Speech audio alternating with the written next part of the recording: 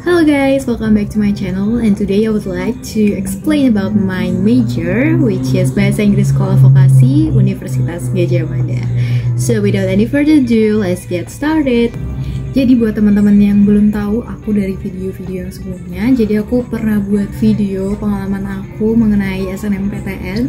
Mungkin teman-teman yang nonton bisa lihat di description box atau nanti ada di information. Nah, itu di situ aku menyebutkan kalau aku dari jurusan Bahasa Inggris Sekolah Vokasi. Nah, mungkin dari teman-teman banyak nih yang masih bingung mengenai bedanya apa sih Kak dari Bahasa Inggris sama sastra Inggris. Sama sastra Inggris dan juga pendidikan Bahasa Inggris. Jadi aku mau bahas dan mungkin juga sedikit menjelaskan karena memang masih banyak orang yang belum tahu. Jadi karena ini sangat underrated, teman-teman perlu untuk tahu informasinya. Jadi sebenarnya dari sastra Inggris, pendidikan bahasa Inggris ataupun bahasa Inggris jurusan yang sedang aku dalami sekarang itu semuanya basically mempelajari satu hal yang sama, which is English, a language. Tentunya di dalam setiap prodi itu punya capaian dan tujuan-tujuan yang berbeda. Misal pendidikan bahasa Inggris tentunya mempersiapkan seseorang yang mampu untuk mengajarkan atau menyampaikan bahasa Inggris kepada para siswa atau para mahasiswa yang sedang belajar bahasa Inggris gitu. Jadi yang diajarkan adalah ilmu-ilmu mengajar, ilmu-ilmu menyampaikan bahasa Inggris kepada audiens gitu. Nah, kalau yang selanjutnya adalah sastra Inggris. Sastra Inggris itu lebih ke arah poem-poem atau mungkin buku-buku menganalisis dari segi linguistik, dari segi kebahasaan dan juga grammar yang lebih mendalam. Sementara di bahasa Inggris itu apa sih? Nah, kalau di bahasa Inggris sendiri, khususnya nih di bahasa Inggris Sekolah Vokasi Universitas Gadjah Mada, kita di semester awal memang dituntut untuk belajar yang namanya grammar dan juga basic-basic listening atau speaking ataupun reading yang mungkin sama nih seperti yang teman-teman pelajarin saat SMA. Tapi ada bedanya teman-teman. Di sini kita juga belajar yang namanya humas. Wow. Nah, kalau di bahasa Inggris Sekolah Vokasi, kita itu tuntutannya adalah vocational school atau vocational college. Kita harus bisa untuk memenuhi kebutuhan industri sebagai tenaga kerja yang mumpuni di bidangnya. Kalau kita bidangnya itu di kehumasan yang menguasai bahasa, khususnya bahasa Inggris. Nah teman-teman, kalau di semester awal kita udah belajar yang namanya grammar nih dan segala macam mengenai bahasa Inggris itu basicnya udah kuat, kita bisa ke langkah-langkah selanjutnya, yakni di semester 3, 4, dan seterusnya kita bakal lebih menjurus nih mengenai penjurusan kita, yakni kehumasan.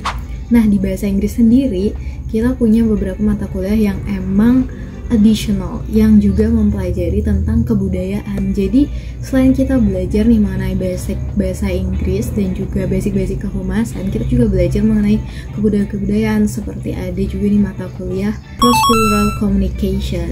Jadi, ada yang Indonesian Cross-Cultural Communication dan juga ada promosi kebudayaan Indonesia. Jadi, itu salah dua matkul mengenai kebudayaan yang bisa teman-teman dapetin. Nah, ini nanti akan berlanjut ke semester 2, yakni matkul lanjutan kayak misal grammar 2 dan speaking 2 dan lain sebagainya.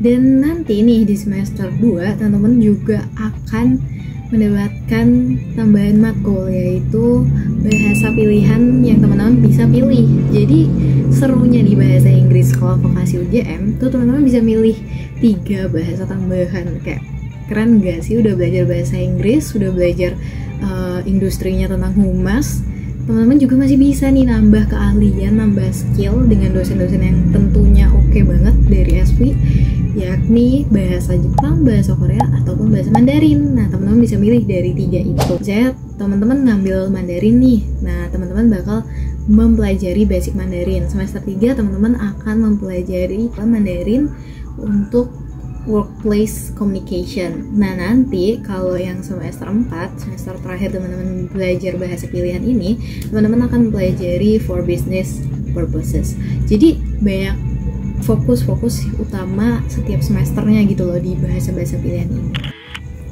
Oke, mungkin barusan kita udah ngomongin mengenai segi bahasa itu kita belajar apa aja sih di bahasa Inggris School of Vokasi. Nah, sekarang aku juga mau bahas dari segi kehumasannya. Nah, kehumasannya sendiri itu mulai banyak mata kuliah yang khusus di semester 2, 3, dan seterusnya. Contohnya nih, kita punya mata kuliah Internal and External Relation, itu lebih mengedepankan teori mengenai humasnya. Jadi kita belajar di situ apa aja sih internal, apa sih eksternalnya suatu parties gitu. Selain itu kita juga ada monitoring sama literasi media. Jadi ini memang udah spesifik banget kan ke PR, dan ya memang itu yang akan dihadapi kalau teman-teman masuk ke dunia kerja di bidang PR atau kehumasan.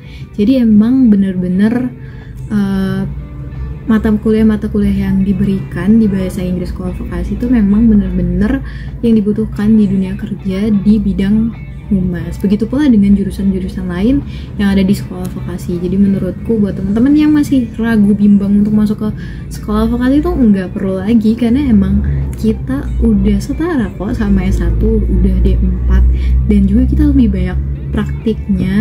Kita bakal lebih banyak magang dan juga kita punya on the job training. Jadi kita di semester awal tuh kita udah ke company untuk magang dan lain sebagainya.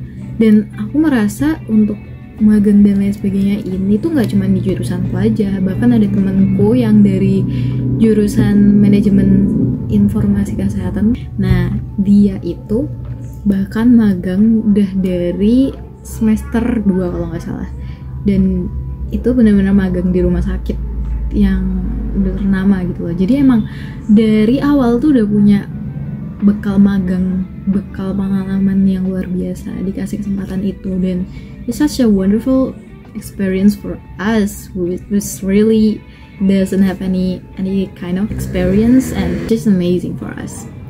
Nah, karena kita itu penjurusannya atau lebih spesifiknya itu ke bidang humas, kita seharusnya punya kemampuan untuk menjadi representatif suatu perusahaan atau instansi. Jadi kita harus punya kemampuan bersikap dan juga berbicara yang baik. Jadi kita juga ada yang namanya mata kuliah etiket. Jadi etiket tuh seru. Di semester 1 kita bakal latihan jalan, kayak jalan lurus tuh gimana, terus gimana kita ngadepin klien. Sebenarnya aku personally belum dapet mata kuliah yang management and crisis, tapi udah sedikit terasa lah dari semester pertama itu kita udah diajarin gimana kalau misal klien ini complain about this. Jadi lumayan banyak hal-hal yang bisa didapetin bahkan dari semester awal gitu. Nah, selain kita dituntut untuk menjadi seorang humas yang mana kita jadi representatif, kan kita belajar bahasa Inggris juga, berarti kayak kita have two kind of languages that we need to concern with. Jadi kita juga ada yang namanya mata kuliah translation. Jadi translation ini juga ada tingkatannya, dan sampai aku sekarang bikin video aku udah sampai di penerjemahan kontekstual dan diajarin sama praktisi. Begitu pula sama mata kuliah lain kayak media monitoring, media literasi, etc. Itu ada praktisinya. Jadi gak cuma kita belajar sama dosen, tapi dengan orang yang benar-benar bekerja di industri tersebut gitu loh. Jadi benar-benar kerasa lah sharing experience-nya gitu. Dan jangan salah juga, kita sebagai mahasiswa D4 atau sekolah vokasi itu juga mengerjakan tugas akhir atau skripsi. Jadi di jurusanku itu justru dapat metode penelitian, metopen itu dari semester 3.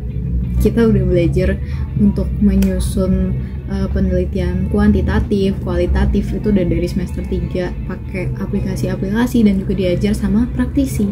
Nah, kita udah dituntut untuk membuat esai kecil. Kita bikin penelitian, datanya itu juga dianalisis dengan aplikasi-aplikasi yang disarankan oleh dosen praktisinya juga. Jadi emang udah menuju lah, kayak dari semester 3 juga udah dipersiapkan untuk buat skripsi.